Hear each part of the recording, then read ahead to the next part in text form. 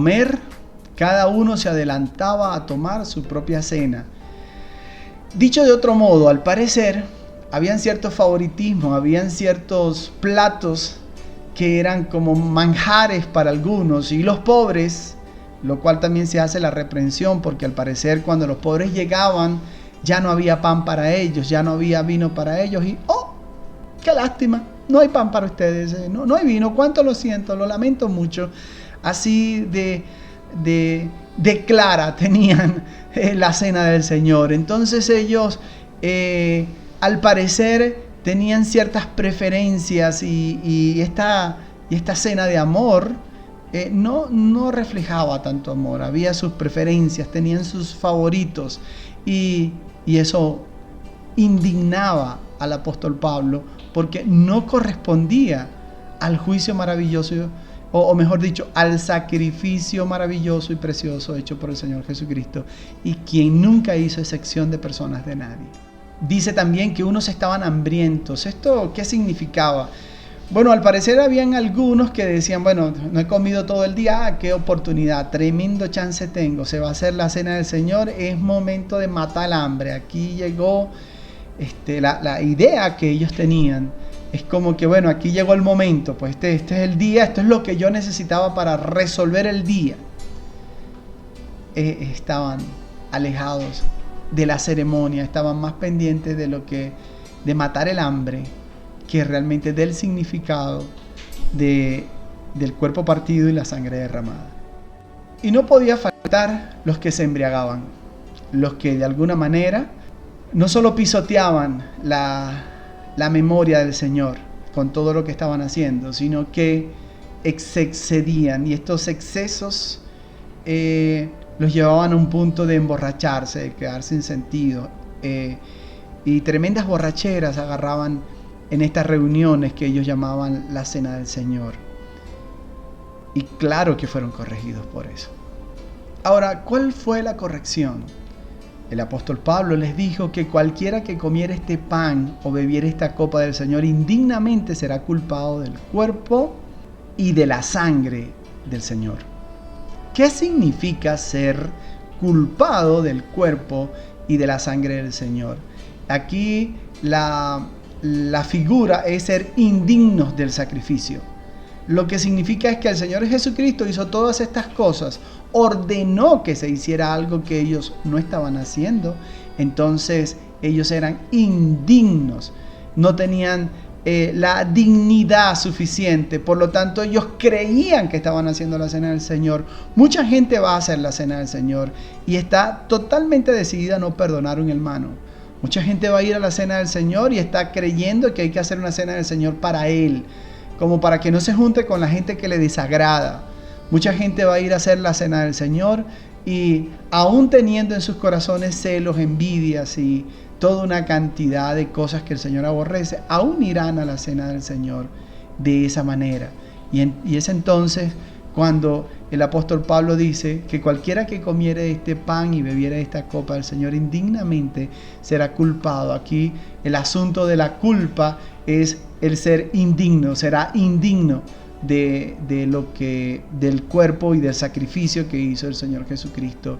Y esta posición de ser indignos del Señor Jesucristo, wow, que es triste, es dolorosa, y para nosotros los cristianos sería algo verdaderamente terrible el ser indignos del Señor Jesucristo. Y no es que seamos muy dignos de que Él haya muerto por nosotros, es que aceptamos con humildad, aceptamos con amor y aceptamos con ruego y aceptamos siendo obedientes a sus mandamientos, su sacrificio, y es la mejor manera de agradecer.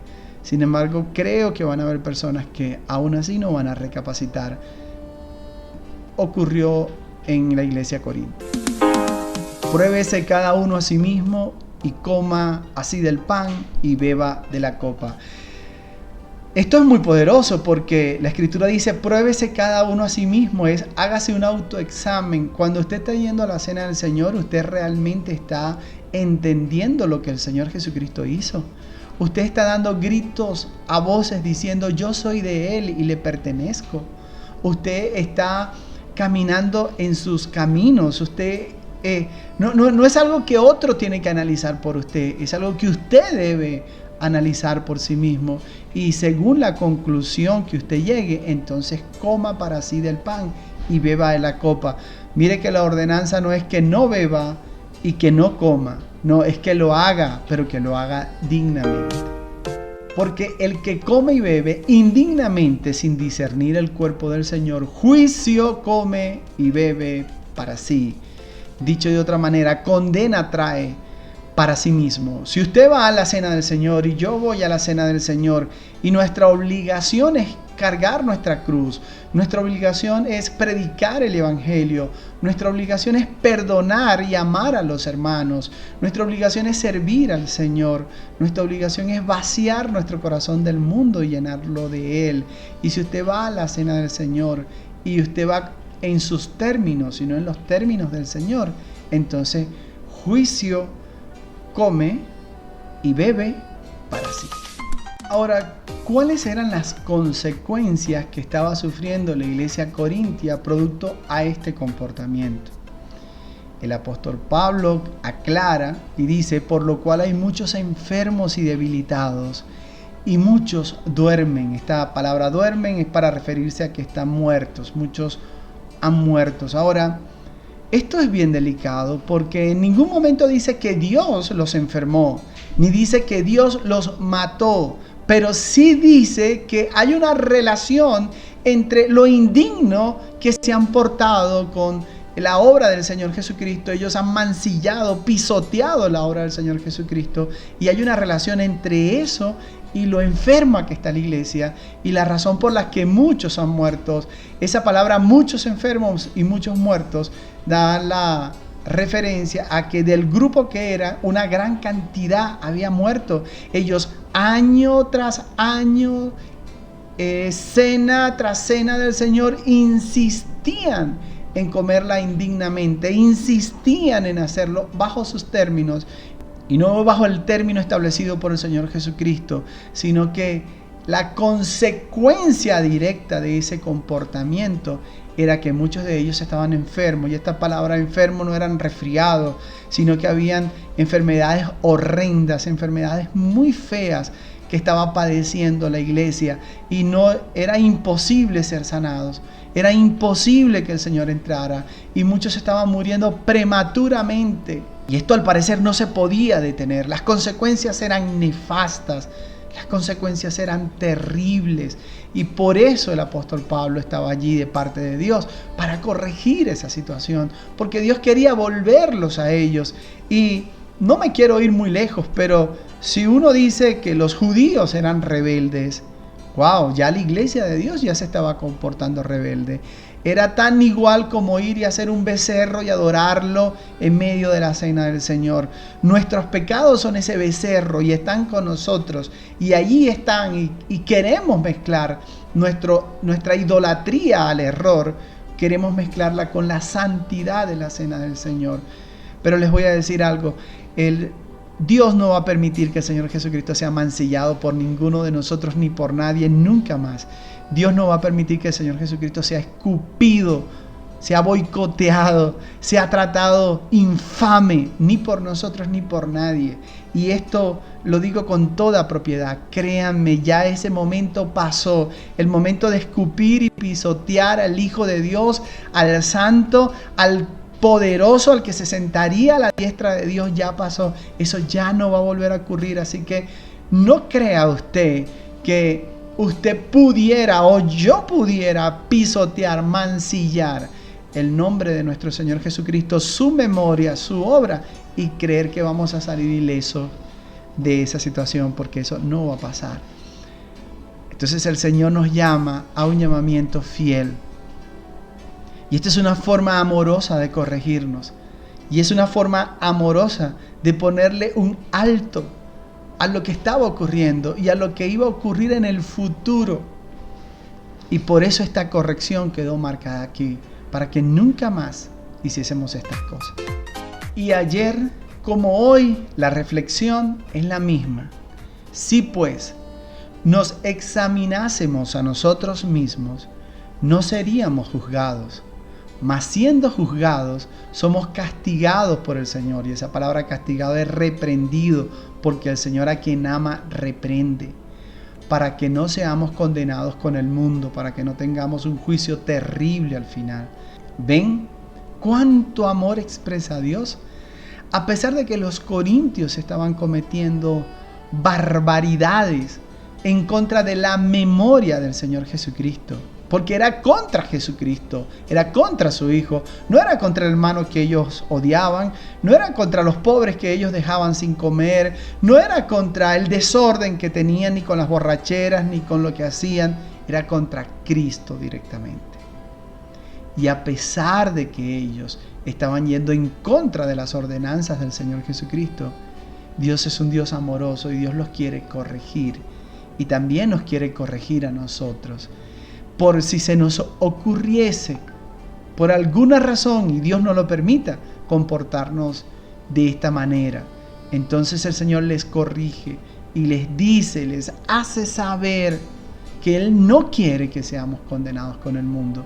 Porque si fuimos limpiados por la preciosa sangre del Señor Jesucristo, entonces los cristianos son puestos aparte. Hay una conclusión de todo esto. Así que, hermanos míos, cuando os reunís a comer, esto es hacer la cena del Señor, esperaos los unos a los otros. Si alguno tuviere hambre, coma en su casa, para que no os reunáis para juicio. Las demás cosas las pondré en orden cuando yo fuere. No dice la Escritura cuáles eran las demás cosas, pero me los puedo imaginar con este comportamiento. Me puedo imaginar cuántas cosas más había que corregir en la iglesia. Y seguramente habrá muchas que corregir hoy en día también. Esas otras cosas entran allí por corrección, porque a consecuencia de todas esas otras cosas no se está valorando el sacrificio del Señor Jesucristo. Todas estas cosas juntas nos convierten en una herejía contra el Señor. Nuestro propio celo, nuestra propia división, nuestra propia arrogancia, nuestro propio egocentrismo, nuestras propias reglas, nuestras propias normas, nuestro propio yo, nos está saboteando un andar en santidad, un andar en justicia y un andar en amor. Y si el Señor Jesucristo está sentado en el timón de tu barco, Él está piloteando tu vida, entonces es hora que permitas que Él guíe todos tus pasos.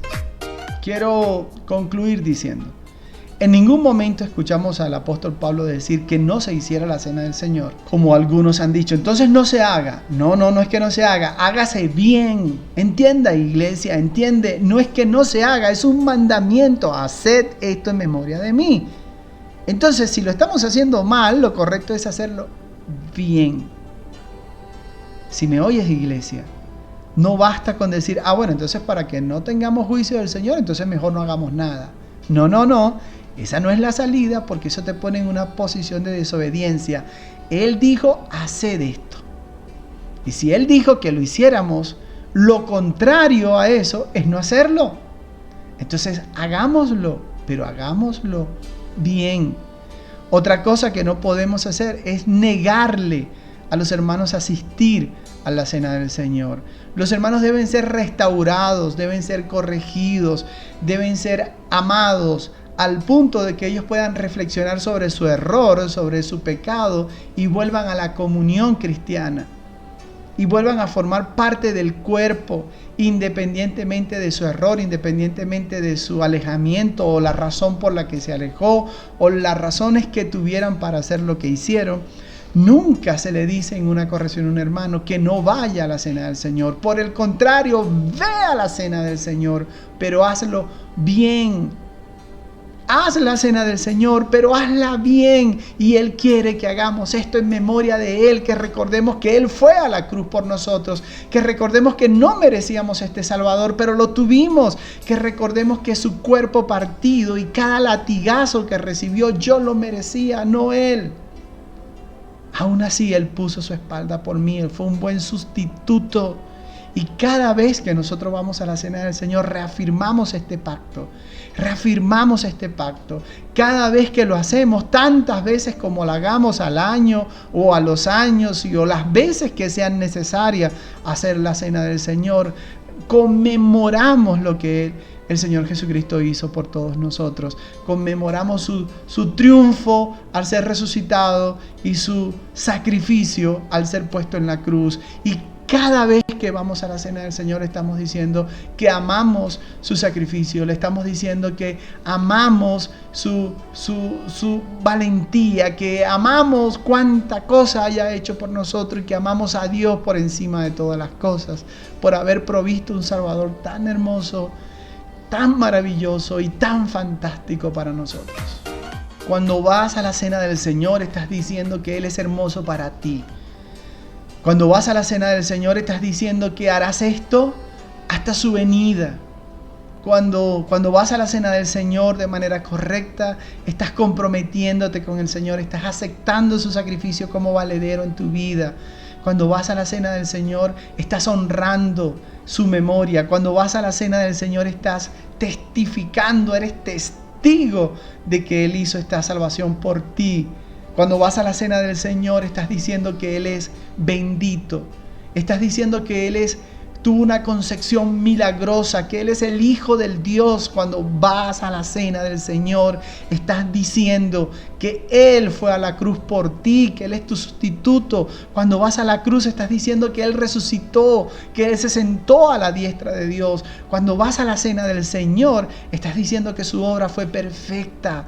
Cuando vas a la cena del Señor, estás diciendo que te apropias de todo lo que Él logró para ti. Cuando vas a la cena del Señor, estás diciendo que eres libre de la potestad de Satanás, que ya Satanás no tiene sobre ti ningún poder, que el diablo y todas sus acechanzas y toda la basura satánica no puede tocarte porque su sangre está marcada sobre ti. Cuando vas a la cena del Señor, tú te estás apropiando de la salud perfecta que Él dejó para ti. Cuando vas a la cena del Señor, tú estás diciendo: Señor, heme aquí, yo voy a cumplir tu mandamiento. Cuando vas a la cena del Señor, estás haciendo lo correcto, pero con un corazón correcto, con la proporción correcta, con la virtud correcta. Eso nos hace dignos de la cena del Señor. Quiero dejarlo hasta acá. Espero haya sido una gran bendición para ti. A pesar de mí, que Dios haya podido comunicarse contigo, con tu corazón, que haya sido restaurado. Yo espero que esta oportunidad que tuvimos para compartir haya salido bendecido y tu ánimo haya sido cobrado, y que invites a otros hermanos a participar en la cena del Señor, y que tengas compasión, que seas piadoso, que entiendas que cuando uno corrige a un hermano del error, también uno puede caer en el mismo error. Así que la piedad, el amor y el perdón debe acompañarnos. Quiero dejarlo hasta aquí porque seguro estás organizando con tu familia la cena del Señor, porque seguro la motivación arde en tu corazón, porque seguro en este momento necesitas este espacio para ir corriendo y organizar todas las cosas para hacer la cena del Señor. Te amo mucho, que Dios te bendiga en el nombre de Jesucristo.